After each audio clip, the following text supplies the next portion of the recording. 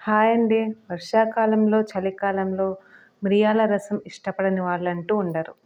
ఈ మిరియాల రసం తయారు చేసుకోవడానికి కావాల్సిన రసం పొడిని ఎలా తయారు చేసుకోవాలి, అంటే ఏ కొలతలతో చేసుకుంటే కరెక్ట్‌గా సెట్ అవుతుందో ఈరోజు చూసేద్దాము. చాలా రుచిగా ఉంటుంది. వీడియో చివరిదాకా చూడండి. చాలా చిన్న వీడియో. మీకు నచ్చితే లైక్ చేయండి. ఛానల్‌ని సబ్స్క్రైబ్ చేసుకోండి. చూడండి, ఈ విధంగా తయారు చేసి పెట్టుకుంటే మనకి నెల రోజుల వరకు కూడా ఫ్రెష్గా ఉంటుంది. ఈ రసము అప్పటిదప్పుడు ప్రిపేర్ చేసేసుకోవచ్చు. అంటే పప్పు తీసిన కట్టుతో ఈ రసం పొడి వేసి తయారు చేసుకోవచ్చు. ముందుగా దీనికి కావాల్సిన వస్తువులు: ధనియాలు 1 కప్పు, మిరియాలు హాఫ్ కప్ కంటే కొద్దిగా తక్కువ, ఘాటు ఎక్కువ కావాలంటే హాఫ్ కప్ కూడా వేసుకోవచ్చు. జీలకర్ర 2 స్పూన్స్, మెంతులు ఒక 1 స్పూన్, తర్వాత కందిపప్పు ఒక 1½ స్పూన్ తీసుకుంటే సరిపోతుంది. తర్వాత కరివేపాకు మంచిగా కడిగేసేసి పెట్టుకోవాలి కొద్దిగా. తర్వాత ఎండుమిరపకాయలు కూడా తుడిచిపెట్టుకోవాలి దుమ్ము లేకుండా. తర్వాత హింగు మాత్రం కంపల్సరీ తీసుకోవాలి. హింగు వేస్తేనే రసం పౌడర్ మంచి రుచి, మంచి స్మెల్ కూడా వస్తుంది.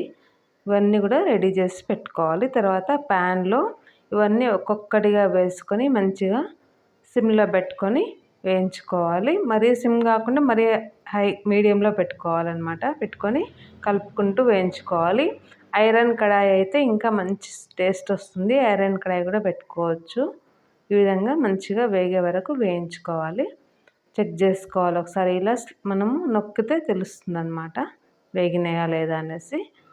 నోట్లో వేసుకొని కూడా చూసుకోవచ్చు. మంచిగా వేయించుకొని పక్కన పెట్టేసుకోవాలి. తర్వాత మిరియాలు ఈ విధంగా అన్నీ వేయించుకోవాలన్నమాట. ఒకదాని తర్వాత ఒకటి వేయించుకొని పక్కన ఇంకొక పళ్ళెంలో వేసేసుకోవాలి. చూడండి, ఈ విధంగా అన్నీ ఒకదాని తర్వాత ఒకటి వేసేసుకుంటున్నాను. ధనియాలు, తర్వాత మిరియాలు. ఘాటు ఎక్కువ కావాలంటే 1 కప్ ధనియాలకి నేను తక్కువ తీసుకున్నాను, అంటే హాఫ్ కప్ కంటే తక్కువ. ఒకవేళ ఎక్కువ ఘాటు కావాలంటే హాఫ్ కప్ కూడా తీసుకోవచ్చు. దీంట్లోనే కరివేపాకు, జీలకర్ర, కందిపప్పు, మెంతులు, తర్వాత ఎండుమిర్చి అన్నీ వేయించుకొని రెడీగా ఉంచుకోవాలి. ఇవన్నీ కలిపేసేసుకుందాము.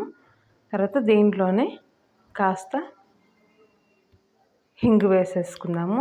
హింగు ఎక్కువగా వేసుకున్నా పర్లేదు, ఏం ప్రాబ్లం లేదు, మంచి స్మెల్ వస్తుంది. తర్వాత కొద్దిగా పసుపు కూడా వేసేసుకోండి, మంచి కలర్ వస్తుంది.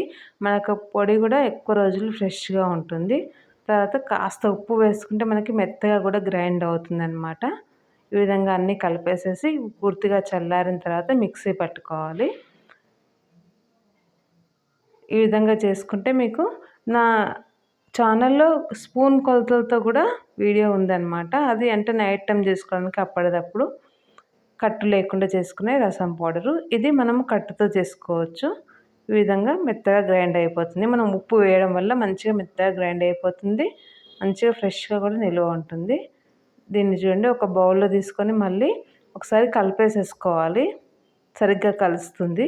తర్వాత ఒక బాటిల్లో ఎయిర్ టైట్ కంటైనర్లో స్టోర్ చేసుకుంటే నెల రోజుల వరకు కూడా ఫ్రెష్గా ఉంటుంది. తప్పకుండా ట్రై చేయండి. ఈ కొలతలతో పర్ఫెక్ట్గా సెట్ అవుతుంది, మంచిగా కుదురుతుంది. వీడియో నచ్చితే మాత్రం లైక్ చేయడం మర్చిపోవద్దు. ఈ విధంగా స్టీల్ డబ్బాలో కూడా స్టోర్ చేసుకోవచ్చు, మీ ఇష్టం. ప్లాస్టిక్ అంటే స్టీల్ కానీ, లేదంటే గాజు బాటిల్ కానీ మంచిదన్నమాట. మీకు వీడియోలో కలర్ కాస్త తేడా అనిపించవచ్చు కానీ మంచి కలర్ వచ్చింది. Thank you.